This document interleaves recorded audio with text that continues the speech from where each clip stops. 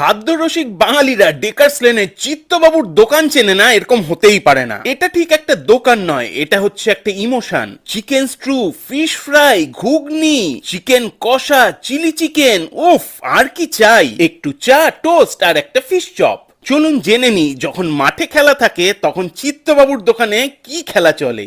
East Bengal Mohun Bagan বলতে কলকাতার derby, কলকাতার মহানগরী অনেক ভেসে যায় ওটা আবেগে, কিন্তু এখানে আবেগ না। এখানে আসলেই চিত্তদার দোকানের চা, টোস্ট, কখনো chicken stew, fish fry, chicken stew এইসব নিয়ে ডুবে থাকা, তখন মেলবন্ধটা হারিয়ে যায়, যেন মাঠের বন্ধুত্ব।